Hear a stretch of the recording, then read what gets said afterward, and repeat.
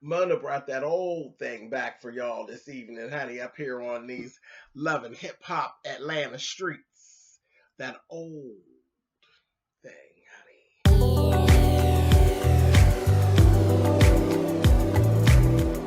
And I'm like, come on through, Cookie. I'm going up on my soapbox. That's basically it. Let's talk about drag and all its forms.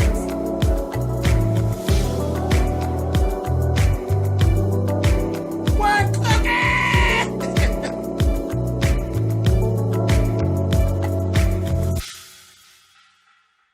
Hey guys, thanks so much for clicking on the video. This is my review for season 7, episode 8 of Love and Hip Hop Atlanta. As I said, Mona done brought that old thing back. You know, back in the day on Love and Hip Hop, when you just flat out while the camera was rolling got your ass whooped. Yeah, they brought it on back tonight, honey. Anyway, we'll get to it. Okay, first things first. Mama D goes to the door. She done got herself together, baby. She done got everything all done up. She done worked through her whole enema or whatever it was that she was taking, honey, and she ain't giving loose booty no more. And she's ready for Nurse Bay. And you see all these balloons at the door. She opens up the door, honey. It's Scrappy, child. She done sat up in there, and here Scrappy coming to my mama done got a nip tuck, got all cut up. Anyway, he gets to telling her all about how him and Bambi have actually eloped and all of that. And she told him, you know, she didn't really appreciate the fact that she wasn't invited to the wedding and all that. But then he tells her that Bam is pregnant. Bad, bad, bad idea. You know Mama D is a talking ass, honey. So I said, Lord have mercy. Sure enough, later on, Mama D is hooking up with Bambi. They were supposed to be having a little sit down. And on the way there, Bambi and Scrappy are talking in the car, and he done slipped up earlier on and then sat and told Jock and Stevie about her being pregnant as well. She's like, well, who else the hell did you tell? She gets to the little dinner. It's supposed to be her and Mama D. Busts out Rashida and Tammy sitting there. Mama D done spilled the beans, honey. Spilled the beans. Well, she basically sat there and started pulling baby clothes off the bag. And Baby's like, what are you doing, Mama D? And she's like, girl, and Baby's like, look, I'm pregnant. She will say, see, I didn't tell. Bam told herself. I said, you know what, Mama D? You need punched in your forehead. Punch right in your forehead. So that's that. And she swore them all to secrecy. Like, don't tell nobody else. Just let's keep it between us.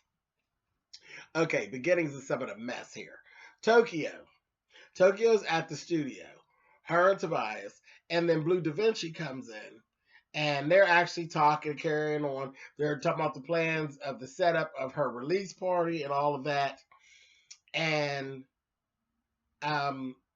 everything is actually coming out. The fact that Bocce is actually messing around with Keely, and that the fact that Blue is actually Keely's baby's daddy, and all of this. After that, we see, because Blue definitely says, well, he's definitely coming to the party. Remember, old nasty ass Carly was saying that she was going to bring Blue as her plus one, but she didn't do that. She ended up bringing Sean Garrett like she was supposed to, because she's supposed to be dating him. But Blue was there anyway. So then Bocce goes and talks to Keely to basically let her know he didn't like the way everything's went down. He has actually had a conversation with Blue, and him and Blue are cool, and that he just, you know, he don't like all this kind of carrying on, and that she's not invited to the party that he's hosting for Tokyo. So she just like cussing him out, and I'm like, wow, she's a disrespectful whore. But she's cussing him out, and then she's like, he ain't gonna tell me I can't come to the party. She said she gonna come anyway. I said, oh, no. But she didn't tell him that. I said, well, all right. So we got all that going on. Dime is sitting at home, and her mother shows up. Baby Sean went and paid for a plane ticket and sent for Mama, and had her mother come in. Her mother flew in, sat down, talked to Dime, and they squared that shit up. And she's like, okay, she told her mom that she's pregnant. She told her, I apologize if I said something that puts you in a bad place. Let's try to work on everything. Let's, do this, because fuck all that. That ain't important now. Right now, I need you. And her mother's like, hey, you wasn't the shit when you was young. You was a bitch. And I had to do what I had to do to try to keep some order. And she's like, we're gonna work on this. We're gonna do all right. So that was good to see. So now let's go on over to Tokyo's party, where's everything that actually went down on this episode. So here we go. Like I said, Bocce and Blue solidify that they cool. All Blue wants is that Bocce, whatever you and Keely do, that's on y'all. But just don't stand in the way of me and my son. If you could help the situation, cool. And just whatever me and her got going on, just kind of stay out of it. He's like, hey, I ain't trying to do all that. I don't do all that drama. And what I got from Bocce is that Bocce was like, I'm pretty fucking done with Keely anyway. So I was like, okay. Next thing you know, baby, here come Keely. Her and Deej, which is the girl that's fucking around with Shooter right now. I said, oh. So they get in there. They're not there 2 minutes. And, Jock was there. And Jock and Carly is having a little something. And Sean Garrett is kind of looking like, wait a minute. And he's like, well, I thought her and Jock were done with each other. So why they got so much animosity towards one another? Because they still fucking. Hello. Anyway, so that went down. Keely gets right started with Harley. And they back and forth. I said, So right in the midst of that, here comes Sierra. And Sierra brought Crystal with her, which is Bocce's girlfriend. So everybody's getting to meet everybody. Everybody's like, oh yeah, well, this is Crystal. This is Bocce's real woman. And Keely's like, what? What? Bitch, what? So, and then she says, well, this is my girlfriend. This is my sis, Deej, and she's Scrappy's new thing. Or Shooter's new thing. Shooter, sorry. Honey, and that's Sierra. Now, everybody was talking about Sierra last week. When I watched the reviews, a lot of people kept saying, oh, Sierra ain't about that life. Sierra need to go sit down, this, that, and the other. Sierra just made a liar out of all of y'all's asses. Sierra took and said, Shooter's girlfriend. Oh, did you say Shooter? Baby, Sierra took her purse, and it was a big old satchel, pocketbook, if you will. And she swung that motherfucker back. I said, no, don't do it. Don't do it. Yeah, bitch, do it. Took that purse and came down, bow, and hit that motherfucking Keely right up here in this vicinity with that purse.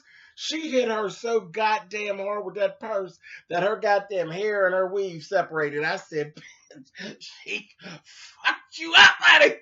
I said, oh my God. And just leaped on her. I said, that the Sierra y'all said wasn't about it? She fucked Keely up. And all you saw was her down there, and you seen hair and Keely on the bottom. I seen them sparkly boots she had on the bottom, kicking and trying to. I was so here for it, because y'all know I can't do Keely. Keely is just too much. Too much. She bashed the shit out of her with that purse and leaped over there on her ass, baby. And Tokyo got to going, and Carly got to going, and it was a whole fucking melee going on. And then we see Carly going. The security's trying to pull Carly away. She's pulling Sean Garrett. Next thing you know, Sean Garrett falls over on top of Carly. They on the ground, and that Jock in the midst of his patty will say, hey, Sean, you all right, bruh? Can you get up?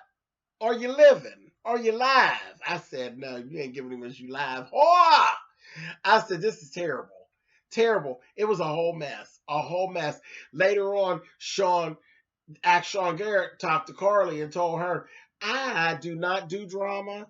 I am not here for no whole bunch of drama. Laying on the floor in the club, I was so embarrassed, and you should have been. And you should have been, because you looked ridiculous on that floor fucking with Carly.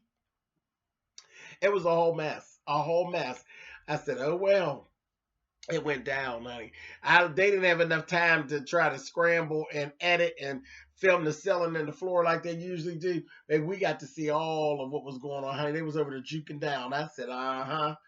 Then at the end, Tobias and Tokyo, somebody done called Tokyo and told her that Tobias's ass was out with his ex having tacos.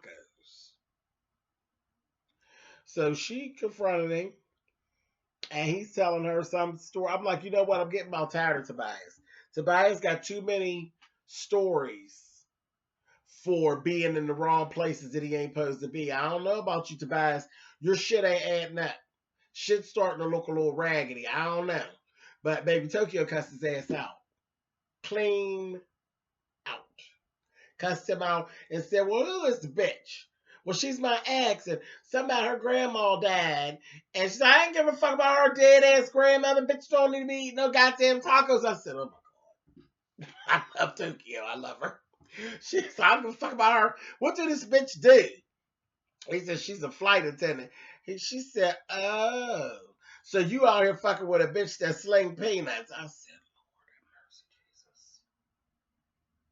I about fell out. I said, Tokyo is out of her mind. I don't, a bitch that slings peanuts. Yes, God, honey.